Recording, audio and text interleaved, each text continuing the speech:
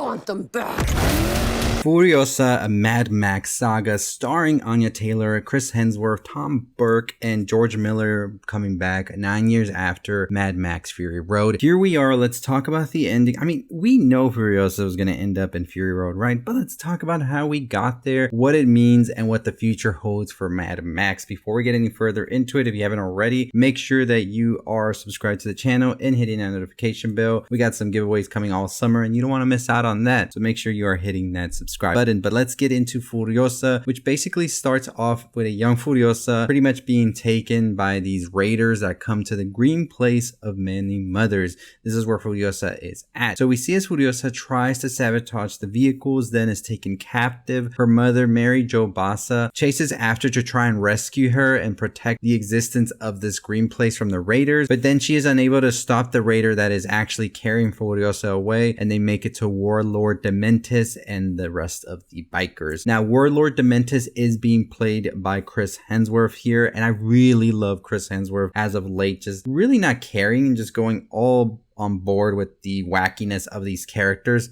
So we see that Furiosa is injured and Dementus keeps Furiosa captive in order to have her guide him there. We see then as Mary tries to save Furiosa but is captured by Dementus, who ties her to a tree and burns her alive. We then see as Furiosa tried to help her mother, and Dementus just forces Furiosa to watch her mother burn and then takes her prisoner. We then see later on as Dementus and the rest of the horde arrive at the Citadel, and this is of course where we know Immortan Joe is at, where there is a bunch of fresh water, crops, things like that. And we see as Dementus tries to start an uprising against Immortan Joe. However, we see as Joe's army, the War Boys, then ultimately lead an assault on Dementus's army, which sees so many men and vehicles being lost. Dementus then is able to lay a successful siege on the neighboring gas town, which is this oil-rich outpost on the Wasteland. Dementus then says, we need a lot of food, a lot of water, and in exchange, I won't destroy the gas town. Immortan Joe agrees to this, but demands to take Furiosa as one of his wives, which Dementus just accepts. Of course, we know Immortan Joe has this like army of wives because he wants to keep making this like perfect specimen of sorts. We saw it in Fury Road, and it gets a little bit talked about here as well, so it kind of starts to tie in those knots that we saw in Fury Road many years later. We then see as Furiosa disguises herself as a man to try and escape Immortan Joe's son, who is Rictus Erectus, who is played by Nathan Jones, who also played the character in Mad Max Fury Road. We then see that as Furiosa grows into an adult, they become a mechanic. They oversee the construction of a war rig, which is capable of carrying the supplies to neighboring outposts while being able to take a lot of attacks. Of course, the war rig, very much so the prominent vehicle that we see in Fury Road as well. And honestly, it was pretty cool to see how all of these concepts that we saw in Fury Road came to be with this film. So we see as Furiosa plans a supply run, and with the war rig's driver Praetorian Jack, they ultimately are the only survivors after a raid happens, and then she attempts to take the rig to return to the green place, but then she's easily taken down. Jack, however, recognizes that she has these skills and abilities and decides to make her the second in command, and they eventually fall in love, and they pretty much say, one day we're just gonna run away with each other. So we see as Dementus has taken over the control of the gas town and almost ruined it completely, and we see that one day that Jack and Furiosa are making a supply run, and then they are ambushed by Dementus's horde and forced to abandon the war rig. Furiosa and Jack barely making it out, but then we see that Dementus catches up with them and flips the escape vehicle, injuring Furiosa's left arm. We then see as Jack is tortured and killed. Furiosa, however, manages to escape by cutting her injured arm off and returning to the Citadel. Then she gets a prosthetic metal arm, and she fits it right into that arm that she'd already let go.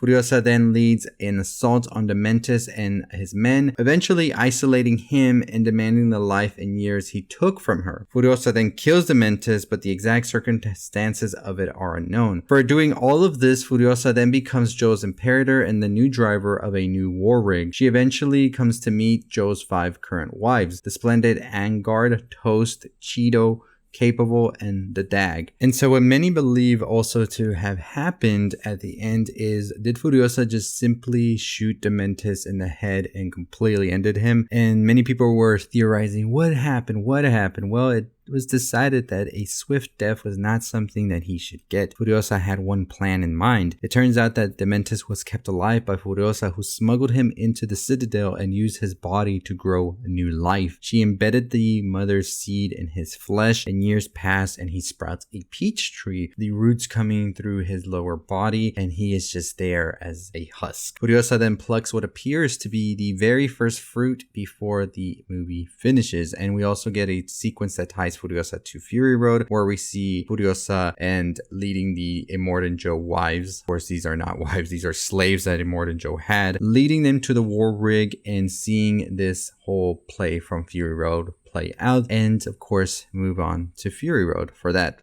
new part. So what I think really is so great about this as well is that we really get this amazing way to wrap all of these things up. So the post-credit scene that you probably would see here is flashing through 2015's biggest scenes, sort of like a highlight reel of sorts. So if you haven't seen the film, it definitely tells you, hey, you definitely want to see that film. And then we also get a Nukes is shaking bobblehead from Fury Road. And of course, if you remember Nukes, of course, being played by none other than Nicholas Hoult. So could we potentially see a movie where Nicholas Holt's character of Nukes returns, maybe a bit of a backstory of sorts for the character, or what could it be, right? I'm not entirely sure what it would mean, because the character did in fact die at the end of Fury Road, and I don't know exactly if they would want to go and do a whole prequel to Nukes. I think that we've already gotten much of this prequel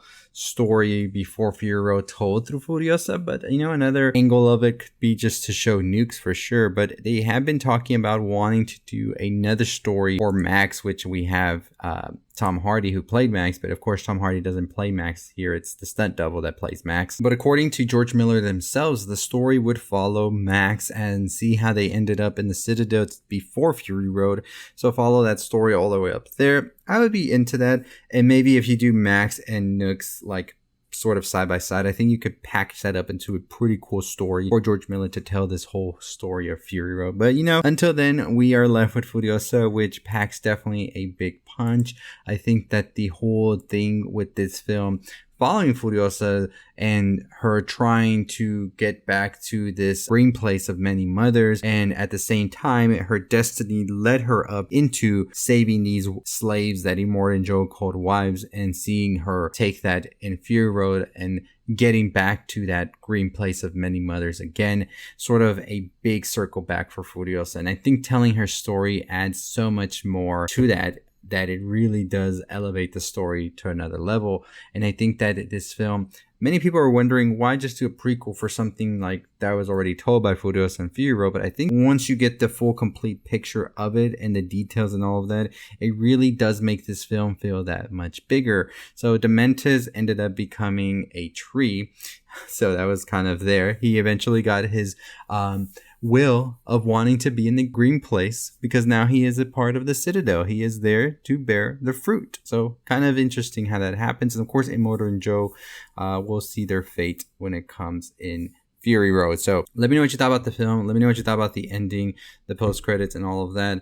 Like I said, Nukes does sacrifice themselves at the end of Fury Road, so the bobblehead appearing, could it be that they could be getting a prequel told of them in that Mad Max prequel to Fury Road, which will be centered on Max according to George Miller, or just a fun little Easter egg there. But yeah, basically film ends right at the beginning of Fury Road, where we're gonna see Furiosa become this person that is going to save these slaves. So very great ending, and it picks up right at Fury Road, so you can just immediately pop in Fury Road and just get into it as soon as you get home from the theater. So let me know what you think. Make sure you follow us for more on things you love. We are talking Cannes, we are talking all the things that are premiering. We got our video prediction videos coming out tomorrow, where we're gonna see who is going to win the Palme d'Or. So stay tuned for that video. Very excited about that. And as always, that is going to do it for me. If you haven't already subscribed to the channel, hit that subscribe button, hit the notification bell. We are on the road to 35,000 subscribers. Giveaways all summer. I really would appreciate it. And as always, stay safe, stay positive.